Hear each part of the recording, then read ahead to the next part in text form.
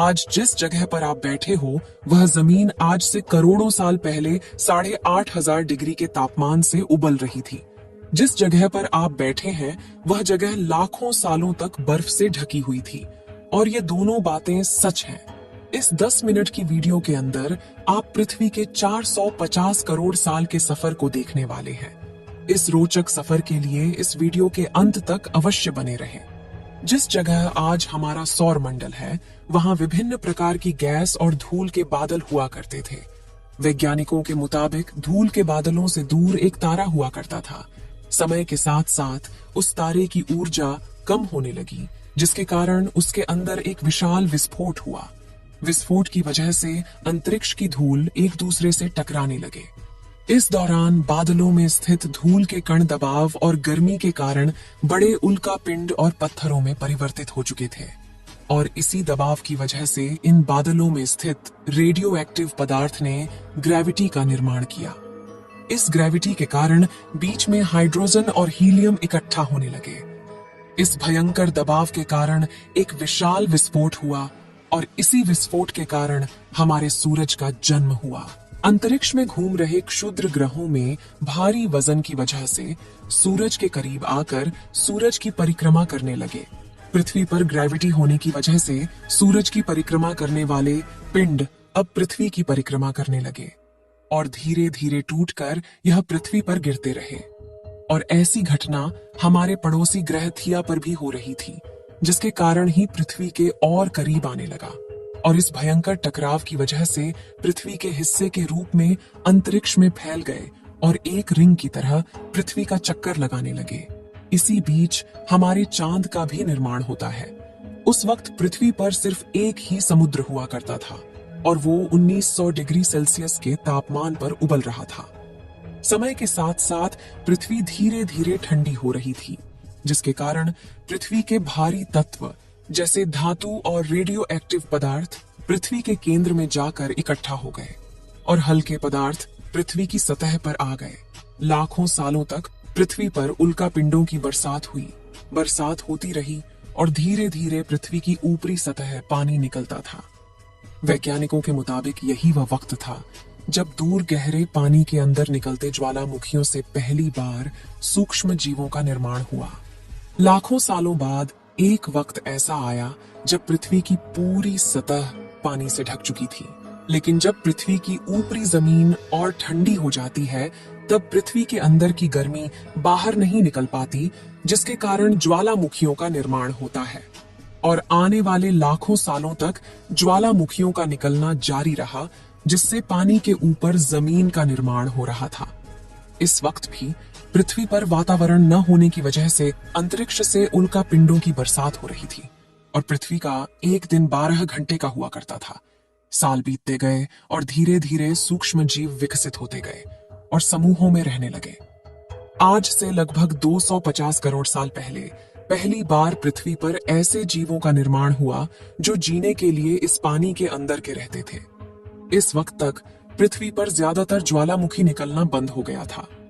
Mycobacteria की वजह से वातावरण में ऑक्सीजन की मात्रा बढ़ रही थी।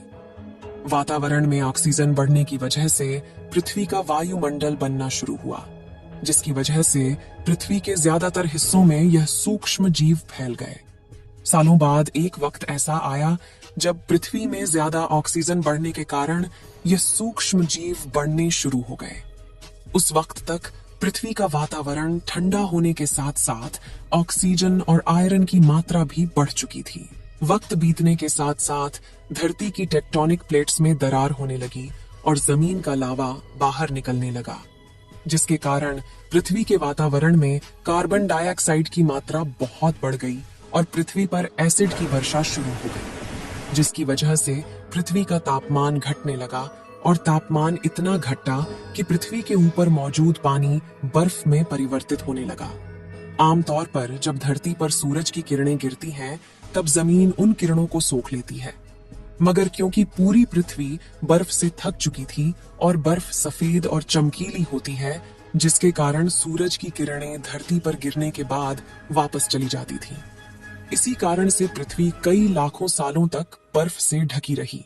लेकिन धरती के अंदर मौजूद ज्वालामुखी बाहर निकलना शुरू किया और उसकी गर्मी से बर्फ पिघलना शुरू हो गई।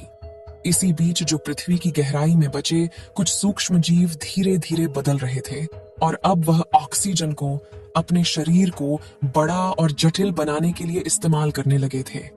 इस बीच पानी में अलग से भी छोटे समुद्री पौधे निकलने शुरू हो चुके थे। ऐसा बार बार कई हजारों सालों तक होता रहा और इसी कारण से अब समुद्री जीव धीरे धीरे वातावरण के हिसाब से विकसित हो रहे थे।